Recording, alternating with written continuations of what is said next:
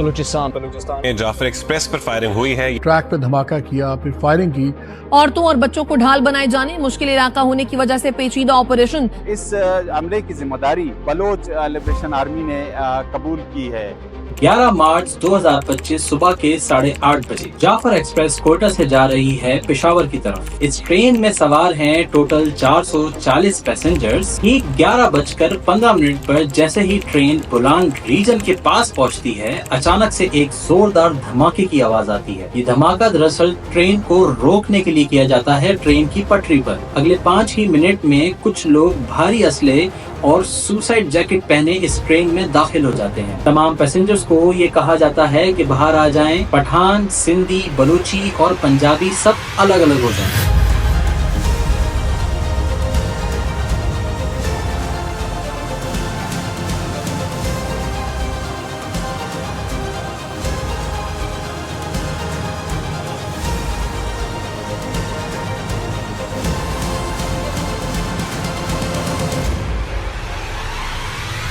Hello دوستو، اس video میں ہم بات کریں گے انیشل رپورٹ کی اور بلوچستان میں یہ سب کب سے ہو رہا ہے اس کے اوپر بھی تھوڑی روشنی ڈالیں گے تاکہ آپ کو BLA کا مقصد سمجھ میں آ سکے. اب اگر واپس آتے ہیں اپنی اس ٹائم لائن میں، کسی کو نہیں معلوم تھا کہ آخر یہ لوگ ہے کون اور آخر چاہتے کیا ہیں. ٹھیک 12 بجے BLA بلوچستان لبریشن آرمی اس واقعے کی ذمہ داری قبول کر لیتی ہے. ساتھ میں ان کی ڈیمانڈ بھی سامنے آ جاتی ہیں. ان کی ڈیمانڈ تھی کہ جتنے بھی ان کے ساتھی اس وقت قید میں موجود ہیں، یعنی کہ BLA کے ممبرز قید میں موجود ہیں، ان کو رہا کیا جائے، نہیں تو ہر گھنٹے میں 5 لاشیں گرا دی جائیں گی. 1 گھنٹہ گزر جاتا ہے انیشل رپورٹ کنسرن اتھارٹیز کے پاس پہنچنے میں، اور تو اور اسٹریٹجی بناتے بناتے دوپہر کے 3:30 بج جاتے ہیں. دوسری طرف لاشیں گرنے کا سلسلہ جاری رہتا ہے. کچھ لوگوں نے تو یہ بھی سوچ لیا تھا کہ مرنا تو ہے تو کیوں نہ یہاں سے بھاگا جائے، تو وہ لوگ بھاگے اور پیچھے سے گولیاں چلتی رہیں.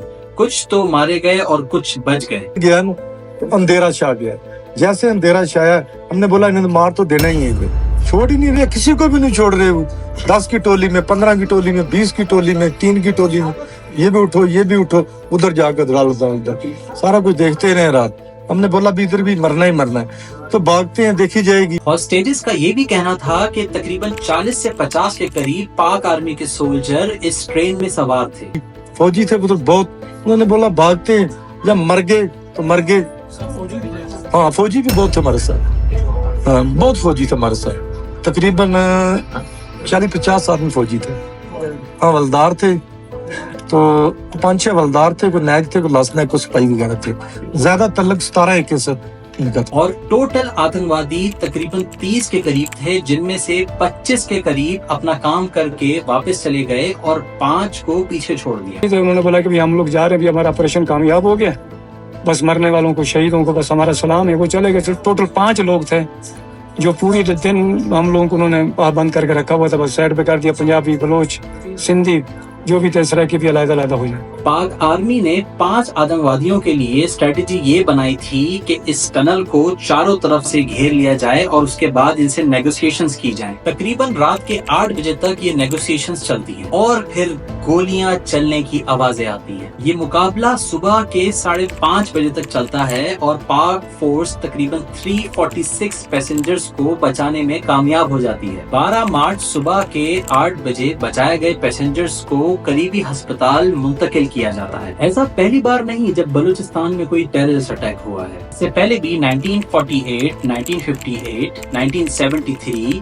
اور 2004 کے بعد تو حد ہی ہو گئی. دراصل 1947 میں جب پاکستان آزاد ہوا تھا تو بلوچستان پاکستان کا حصہ نہیں تھا. بلوچستان میں پولیٹیکل ایجوکیشن کی کمی تھی، جس کی وجہ سے وہ کسی تنظیم کا حصہ نہیں بن پائے. تو 1948 میں پنجاب آرمی نے جا کر اس جگہ پر قبضہ کر لیا. بلوچستان کا میجورٹی حصہ کبھی بھی پاکستان کا حصہ بننا ہی نہیں چاہتا تھا اور ان کا یہ ریزن جائز بھی تھا. سوئی گیس بلوچستان میں 1950 میں دریافت ہوئی اور آج بھی بلوچی عوام اس ذخیرے سے محروم ہے. صاف پینے کا پانی تک نہیں ہے. آپ نے کبھی بھی پاکستان کا پرائم منسٹر یا صدر پاکستان یا پھر کوئی بھی بلوچی پارٹی کبھی بھی آپ نے پاور میں نہیں دیکھی ہوگی. इन्हीं वजह से BLA यानी कि बलूचिस्तान लिबरेशन आर्मी जन्म लेती है। BLA का मकसद शुरू में तो सिर्फ इतना था कि बलूची अवाम को उनके हुकूक दिलाए जाएं, पर वक्त के साथ साथ ये BLA भी टुकड़ों में बट के रह गई, डिफरेंट लीडरशिप के अंडर चली गई,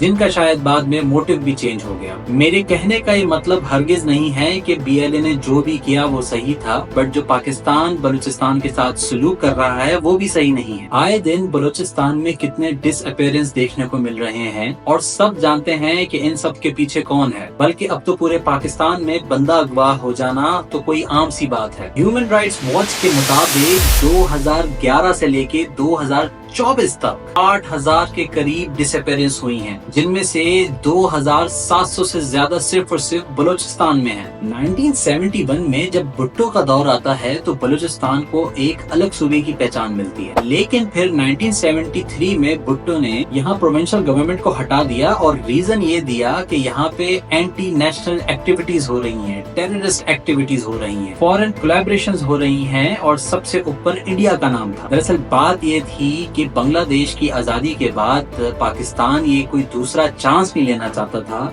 कि कहीं बलूचिस्तान के साथ भी बांग्लादेश वाला हाल ना हो जाए। इसके बाद फिर बलूची अवाम ने प्रोटेस्ट किया और ये प्रोटेस्ट 1977 तक चला और फिर बलूची अवाम ने अपने हाथ में हथियार उठा लिए। ये लड़ाई इतनी बड़ी थी कि पाक आर्मी को तकरीबन 80,000 के करीब अपने सोल्जर्स भेजने पड़े और कहा यह जाता है कि 55,000 बलूची ने इस वॉर में हिस्सा लिया था। लगभग 3,000 के करीब पाक फौज के जवान मारे जाते हैं और 5,000 से बलूची मारे जाते हैं। फाइनली जियाउल हक के दौर में सरदारों के साथ यानी कि बलूची सरदारों के साथ बैठकर बात की जाती है और इस मसले का हल निकाला जाता है। फिर 1999 में मुशर्रफ की हुकूमत बनती है, बलूचों की टसल फिर शुरू हो जाती है और इस बार बलूचों का डिसकंटेंट का रीजन गवादर पोर्ट था। बलूचियों का कहना था कि ये प्रोजेक्ट उनकी मिट्टी पर बन रहा है, पर इससे आने वाला सारा फायदा, सारा पैसा और सारी नौकरियां सिर्फ और सिर्फ पंजाबियों और चीनी को जा रही। 2008 में फिर आसिफ अली जरदारी का दौर आता है, बट इससे भी कोई ज्यादा फर्क नहीं पड़ता। 2009 में तकरीबन 900 के करीब हमले देखे जाते हैं, जिसमें तकरीबन 400 लोग मारे जाते हैं और कहा जाता है कि 90% इसके अंदर BLA का हाथ था। अब जाहिर है पाकिस्तान फौज खामोश तो नहीं बैठती, उसने भी ऑपरेशन शुरू कर दिया। तो 2011 और 12 में बहुत ज्यादा डिसअपीयरेंस देखने को मिलती है। बलूचिस्तान में लिटरेसी रेट सबसे कम है और एम्प्लॉयमेंट रेट तो उससे भी ज्यादा कम। बलूचों का ये कहना है कि उनके रिसोर्सेज का फायदा सिर्फ और सिर्फ पंजाब और सिंध लेके जा रहा है। 1950s में यहाँ से नेचुरल गैस निकलती है और इसका भी फायदा सारा पंजाब लेके चला जाता है। ये सब देख कर दिन पर दिन चीजें बढ़ती गयी और बात अब बगावत तक आ गई। पाकिस्तान सालों से ये बात कहता आया है कि बलूचिस्तान को अलग करने में इंडिया का बहुत बड़ा हाथ है और बलूचिस्तान में जितनी भी टेररिस्ट एक्टिविटीज हो रही हैं उन सबको फंडिंग भी इंडिया करता आ रहा है। बात दरअसल ये है कि इन सब की नौबत आ ही क्यों रही है। पाकिस्तान को चाहिए कि बलूचियों को भी उतना ही इक्तिदार दिया जाए जितना कि बाकी सूबों को दिया जा रहा है, रिस्पेक्ट दी जाए और पॉलिटिकल आइडेंटिटी भी दी जाए। सवाल तो ये है कि सिर्फ 5 आतंकवादियों को रोकने के लिए 24 घंटे लगा दिए, उसके बावजूद सिर्फ और सिर्फ 346 पैसेंजर्स को ही ये बचा पाए। इस मसले को जल्द से जल्द हल करना चाहिए ताकि और मासूमों का खून ना बहे। मैंने तो अपनी जिम्मेदारी पूरी कर दी ये वीडियो बनाकर, अब आपकी जिम्मेदारी है कि इस वीडियो को ज्यादा से ज्यादा शेयर करें। Thank you.